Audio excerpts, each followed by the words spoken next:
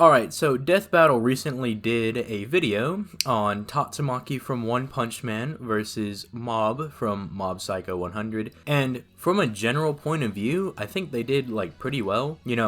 Stating that Tatsumaki is like much stronger and much faster than Mob is, exactly how this fight would go down. But I really want to use this video as an excuse to really just talk about how powerful Tatsumaki is in general, because they heavily lowballed her in this video, and I'm not really going to be covering Mob because I haven't watched or read Mob Psycho 100, so look at this as like a pseudo debunk for the Tatsumaki section, and maybe a how powerful is Tatsumaki video. So in their initial covering of Tatsumaki, they had her around like city level because they were bringing up these earthquakes that she was kind of relative to, although they later elaborated on her flipping all the shells from Boros' ship as being like 470 gigatons, which is large island level, which is still really strong, but it's nowhere near as powerful as Tatsumaki should be. See, she scales to characters like Overgrown Rover, who was able to tank a punch from Saitama, and Saitama's casual attacks are multi-continental, as when he jumped from the moon down back to the planet, it was calced at being multi-continental, and Rover being able to tank this would give him multi-continental levels of durability, as it's a casual attack from Saitama, and Tatsumaki scaling above Rover would mean her attack potency would be multi-continental. Now, how we would go about scaling this is we have Tatsumaki being one of the most powerful heroes in the Hero Association,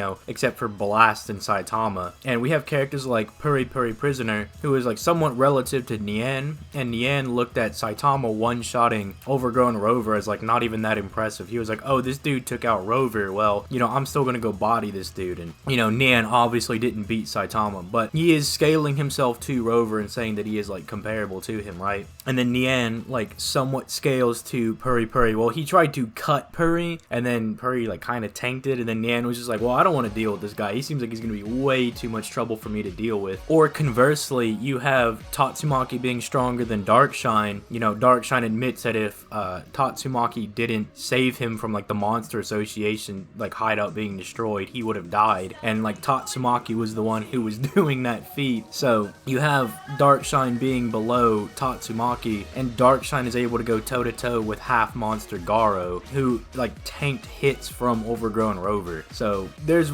multiple ways to get her to multi-continental, right? Now, as far as speed goes, they had her anywhere from like Mach 25 to being faster than lightning, because they were saying that Mob was able to react to lightning, but Tatsumaki would be faster than he was. So, not a bad pocket to be in, except for the fact that we have multiple light speed statements in One Punch Man. You have Genos reacting to the light dispersed by G4, and it's actually confirmed to be light as it has the same properties of light. And then Genos gets upgraded 2 more times, then fights Garo, and Garo is still able to keep pace with this Genos. And then, you have someone like Golden Sperm or Darkshine, that are able to keep pace with this half monster Garo in their fight, and Tatsumaki scales to like the both of them, right? So she should at least be like faster than light. But even better than that is that in the anime, she actually pulls a meteor from like at bare minimum the asteroid belt to kill that giant lizard, which is like an MFTL plus feat,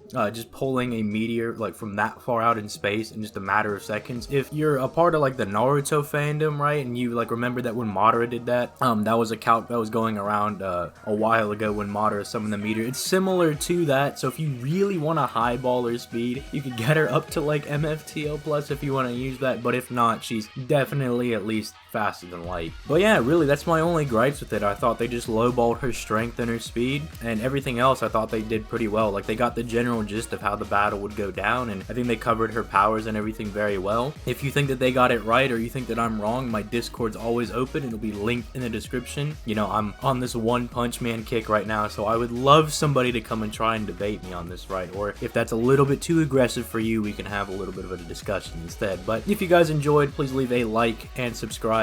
Comment your thoughts down in the comment section down below. I'm trying to get you guys content a bit more consistently and a bit quicker. I was supposed to get this video out yesterday, but got a little bit distracted. But Ukiora video should be coming out in a few days, just talking about why Ukiora is not as strong as people think, and actually going over why he might be stronger like from an AP mobility and speed point of view, but weaker in verse, you know what I mean? So, kind of like my Ukiyo video I did a while back, but, you know, just more up to date with some of the more recent arguments and everything. But, you guys have yourselves a nice day. I'm gonna go ahead and get out of here. Peace, late, guys.